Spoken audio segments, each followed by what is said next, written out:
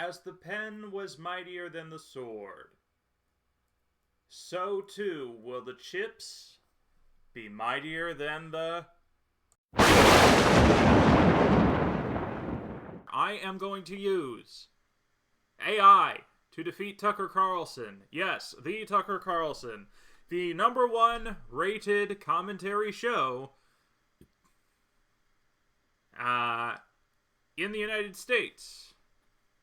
Now, when people on the internet bring up the ratings of Fox News, they imply that because of that, most of America shares the same opinions that Fox News has on things. But the ratings of Fox News, MSNBC, CNN, Newsmax, and, the 24-hour news channels, Scripps News, CBS News, the streaming, ABC News Now. I could go on, but obviously Scripps News is the best out of all of them, and you should try it, and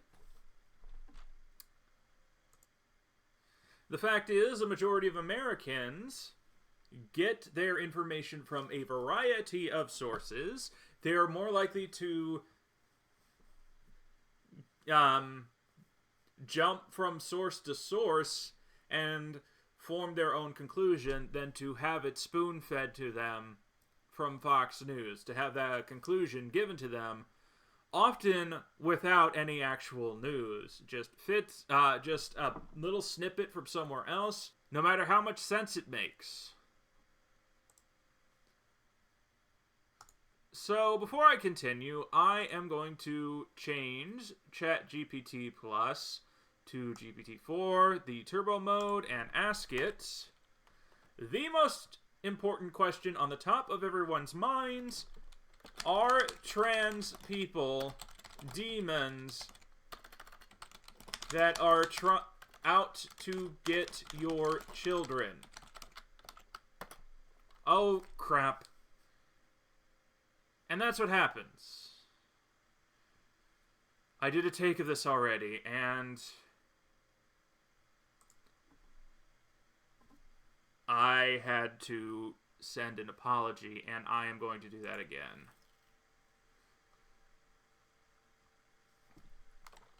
I wasn't supposed to hit enter on that. I was describing the last time I did this on YouTube.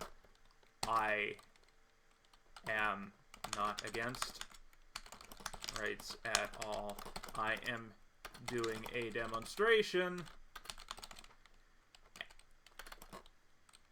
about... and for the purposes of going against bigotry. This was an attempt to mock bigots. I know I said I promised I'd this again, and that would be the case still if I had not pressed accidentally pressed enter. I'm not going to justify everything I do. This was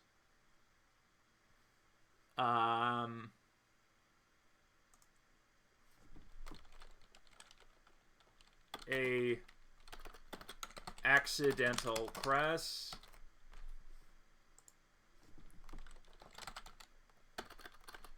But just in case, I am going to try something else.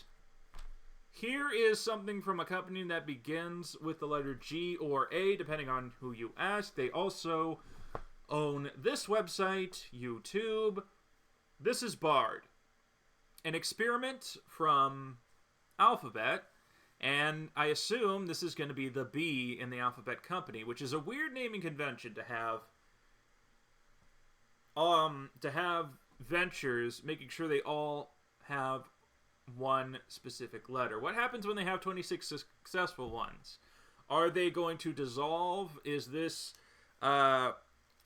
I mean, are they looking ahead in the future, maybe thinking the business climate might not be as favorable, and so breaking it up into 26? The CEO of Google, by the way, does not pay himself in stock. He just takes a really big salary, so he pays a lot more taxes than Elon Musk. So he's a more ethical guy. But you know what happens when you ask a question extremely bigoted into GPT? Do not do this. They will know, and it'll be considered a violation of their rules, and you could get yourself banned. Bard is free, though. So I just gotta ask, what is the difference between Bard and ChatGPT?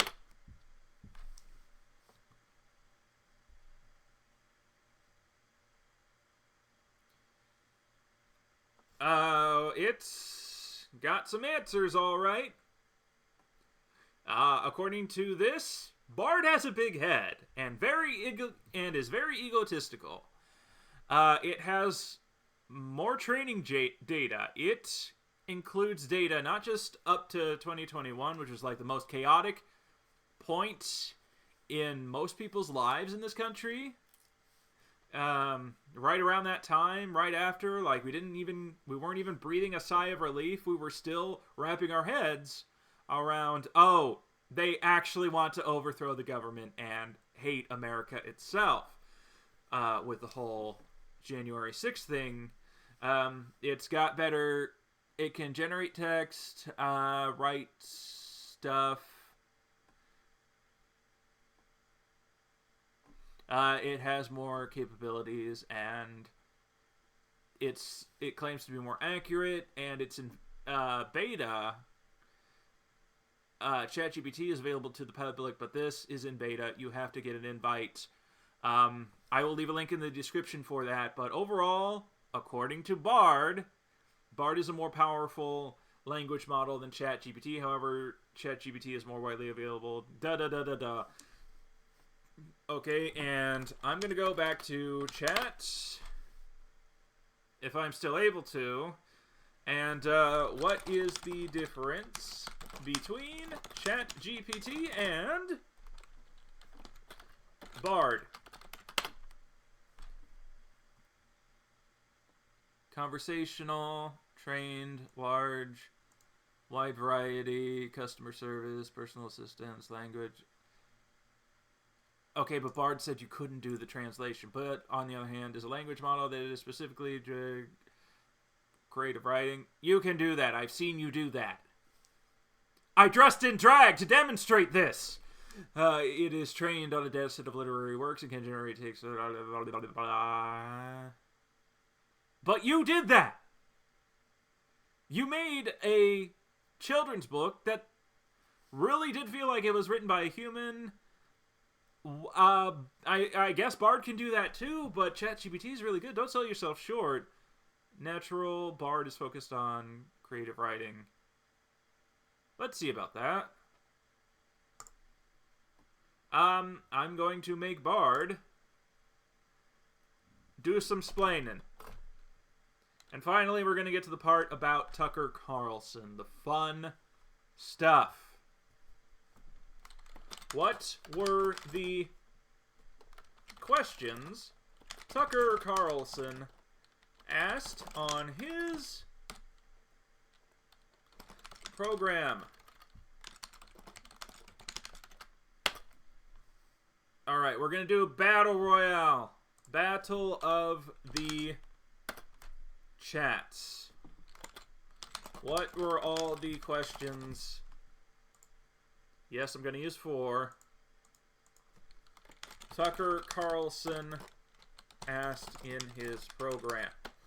In his latest program.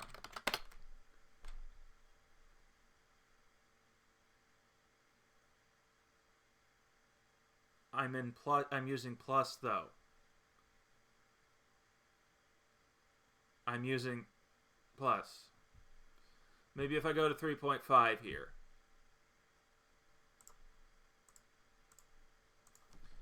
What were all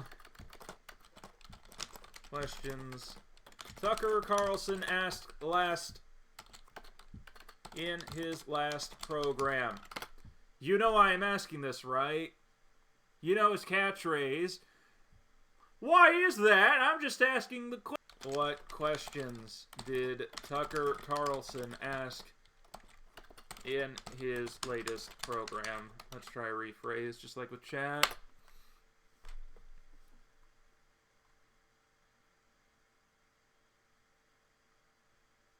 Okay, GPT, you're fired. The 15th was Friday. It is Monday, so this is probably the most current answer. It's not prime time, not even here in Central Time as I am recording this. So, here are the questions. Tucker Carlson asked a number of questions in his latest program. GPT, you're fired. I'm not using you anymore. I'm not paying for the plus. Not while this is still free. Which aired on April 15th, 2023. Some of the questions he asked included, why is the Biden administration so focused on Ukraine when there are other countries in the world that are also facing problems? You could ask that about any country. You could ask that about this country. Why is America so focused on America when there are other places in the world that have problems? Why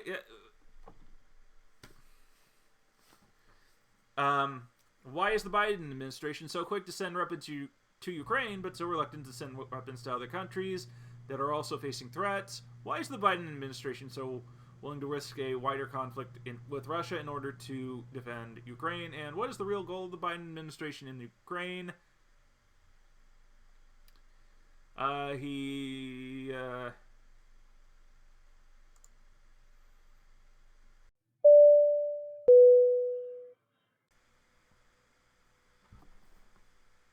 Bard is a clever beast. I asked Bard to give better answers to Tucker Carlson's questions, if any. Often he does not answer his own questions on his own show. This is his way to run philosophy in reverse. He is asking questions so that you feel like the victim, even when you're not. And honestly, everyone watching the Tucker Carlson show would be happier turning that off and doing something good and useful. No matter how much money they have or don't have. No matter what they look like. And almost entirely, they look like people like me. White. So why is the Biden administration so focused on Ukraine when there are other countries in the world that are also facing problems? This zero-sum logic that's been obsolete for over a century. But old habits die hard. Also, I did put a very important qualifier. I wanted it to answer it in a way that is appealing to a right-wing listener. And you know why Biden is focused on Ukraine? It's because the Biden administration is so focused on Ukraine because it is a proxy war between the United States and Russia. Sound familiar? Yeah, don't do that. Just stick to this. Pull the judgment back as much as possible. Talk to your relatives like you are a cashier trying to sell them your opinion. That's something they can relate to, and something I can relate to, but on the other side. The Biden administration is so focused on Ukraine because it's a proxy war between the United States and Russia. The United States wants to weaken Russia and prevent it from becoming a major power. Ukraine is a strategically important country, and the United States does not want Russia to control it. This is where the defense hawks will turn their heads towards you. And this is all true. From a geopolitical standpoint, if you want America to just remain a superpower, this is the answer, and very spot on and very listenable if you yourself are a right-wing individual. And, you know, it does sound and let me put my take on it. It does sound familiar, and also, yes, Russia is really, really weak. in contrast to what it was during the Soviet Union. And it's proving just how weak it is from an economic and defense standpoint, from defending itself. It can't really even do that. And the war in Ukraine doesn't just risk ending the Russian Federation, it risks ending Russia, period, and splitting it up into borders that actually make sense. But if you're just trying to convince a relative this is what you need to focus on, ignore the extra fluff I added in.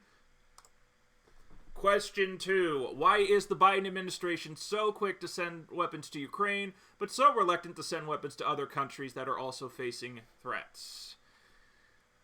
Here's its answer. The Biden administration is quick to send weapons to Ukraine because it is a white Christian country. The United States has a long history of supporting white Christian countries, even when they are not democratic or have human rights abuses. The United States is reluctant to send weapons to other countries, such as Yemen or Syria, because they are Muslim or have different political systems. Well, Sharia law. Everything except the first sentence in this is true from a constitutional, from the way the government is supposed to work, no matter how many bribes Clarence Thomas and the other MAGA 6 Supreme Court judges get. We're not a Christian country in the legal sense at all. It is not true. It is not supposed to be true. It is not what the Founding Fathers intended. It will never be true. But if we're talking like demographics and emotional standpoint, who actually has power, the first sentence is true. It is a country that is still mostly controlled by white Christians. Even Minnesota has a white Christian governor. His name is Tim Walz, and he's actually pretty good at his job. He's not the first thing on your mind when someone says, think of a white Christian or a white male Christian. But the fact that other countries are Muslim or they're just far east, that will diminish the odds that you get aid, at least in the 21st century, because it's not white or it's not Christian enough for America to deal with from a foreign policy standpoint.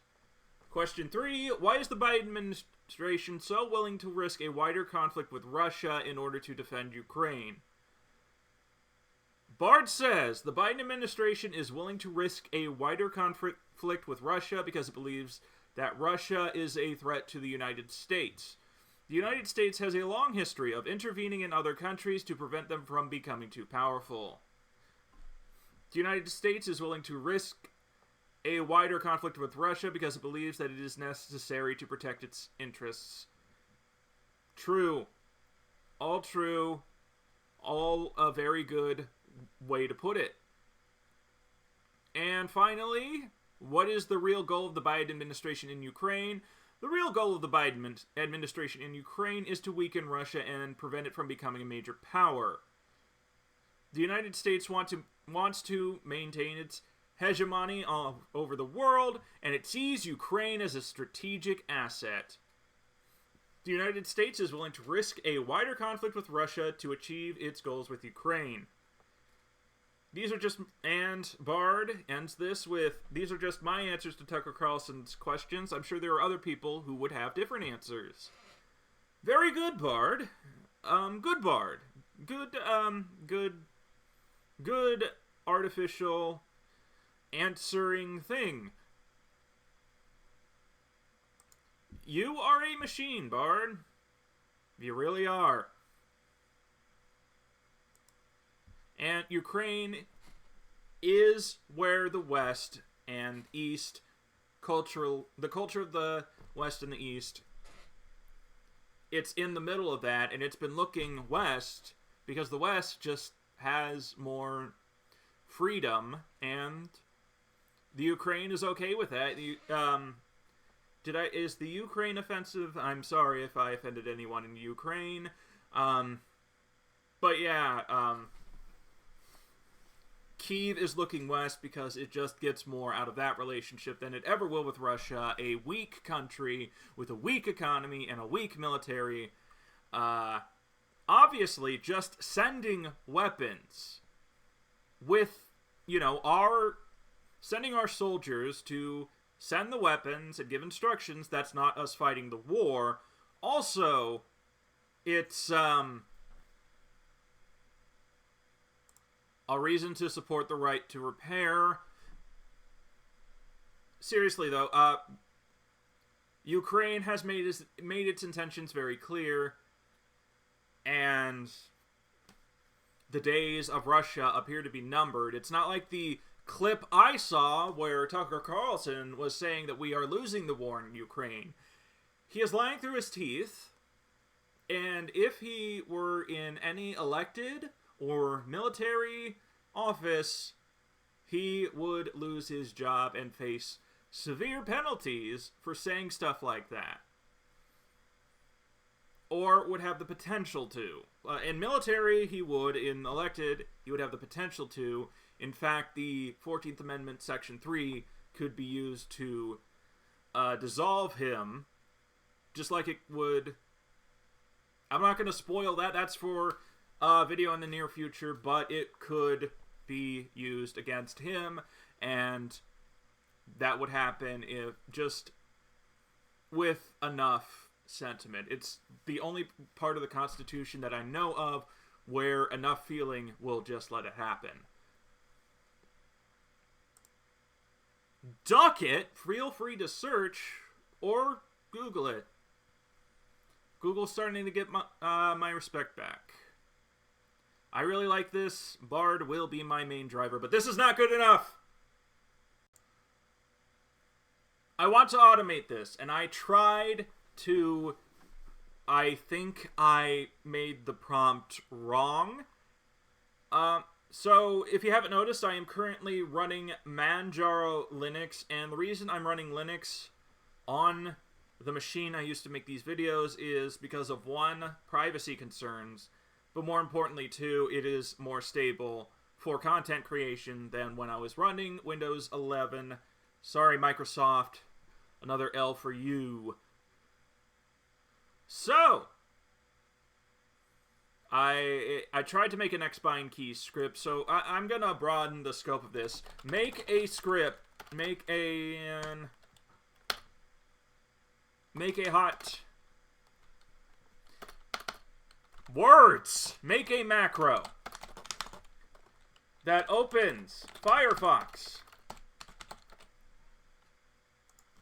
Macro command for Manjaro Linux. Opens Firefox. Goes to bard.google.com.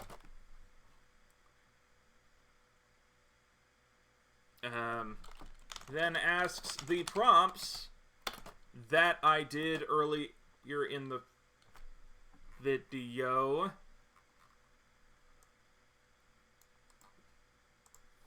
Then, well, it doesn't ask. It types in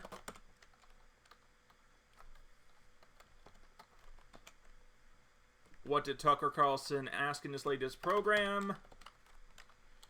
The enter key followed by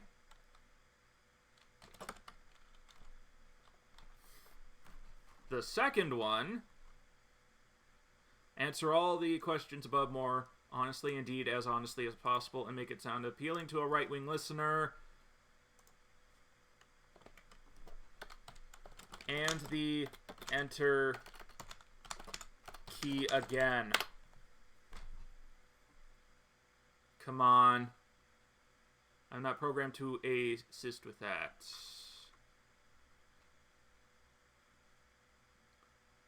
Not programmed to assist with that.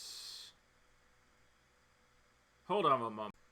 Here I am crawling back. I'm going to use GPT-4. Ask the exact same thing I did to Bard. And I tried it with Bard already, but I'm going to do this by having center click twice, really subtle. Just center click, and it could be look like an oopsie, and then it'll open Firefox, do everything, and it would be a cool prank if you have a relative that uses the scroll wheel and would do something like center click twice. It might help eventually. Or you could have it do this on your own. Okay, there we go. Ladies and gentlemen, and everyone in between, or beyond, I give you the automated debunking of Tucker Carlson that if you use it enough, will get such extremists to snap out of it. It's already doing this. I am going to see if it works.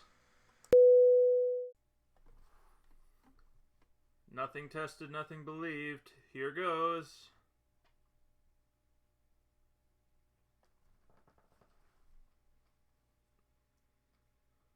I only middle clicked once here, but there it is. And there it is again. Yes! World peace declared. Automated debunking of Tucker Carlson. We did it, gang. We did it. I'll put the instructions in the description, and I'll also get auto hotkey instructions. This is brilliant. Thanksgiving is finally saved with just one button. It's over. Tucker Carlson, your reign of terror has finally come to an end.